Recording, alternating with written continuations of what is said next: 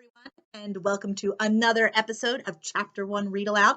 Today, I'm going to be sharing with you yet another book that will be featured in our upcoming virtual book fair that will be appearing in May. Don't worry, more information to follow.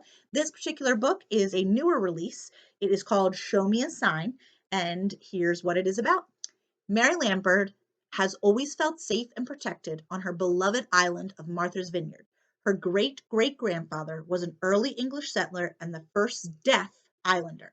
Now, over 100 years later, many people there, including Mary, are deaf, and nearly everyone can communicate in sign language.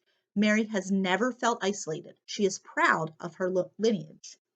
But recent events have delivered winds of change. Mary's brother died, leaving her family shattered.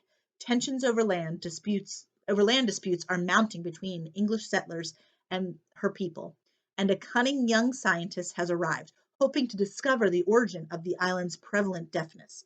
His maniacal drive to find answers soon renders Mary a live specimen in a cruel experiment.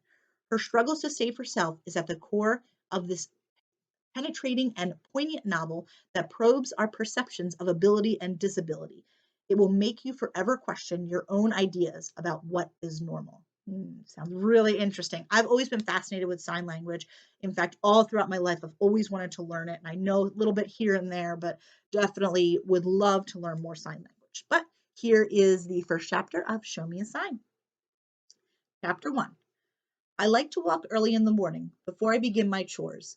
Even in this crisp November weather, I use my birch stick to poke at curious things on the ground, like the tunnels made by moles.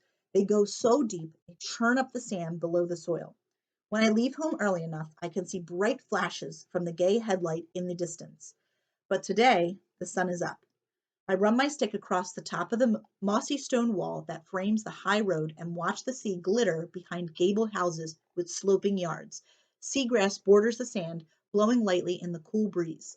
Blue crabs burrow into the mud near the shore, where they'll lay dormant for the winter.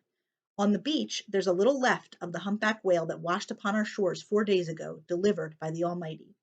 My closest friend, Nancy Skiff, and I discovered the whale while playing. It was already dead when we found it, but its smell was not yet putrid. Small seabirds pecked at its carcass. Its sea-worn, mottled black skin was covered in humps and bumps. We were awestruck by its massive bulk. Nancy and I walked a large circle around it. I collected scallop shells, moon shells, and put them next to the whale as a final offering from a human friend. Nancy took a recorder out of her cloak and played a song to guide the beast to its end. When Nancy and I ran to get her father, my papa, and the other men, they came with spades, knives, rope, and wheelbarrows. As they made plans to dispose of the whale, papa sensed my sadness, signed to me assuredly, "Not one piece shall go unused. Meat for the whole town, oil for our lamps, and baleen for the beast's mouth for brushes." I couldn't watch as our treasure was flensed, cut, and taken away piece by piece. I stopped and write whale in the sand with my stick. I love words, but they confound me too. The way my mind thinks is not just in signs or English words and sentences, but in images and a flow of feeling that I imagine resembles the music I've never heard. I watch the tide leaping in and out. I pass a stretch of high road that I have come to avoid.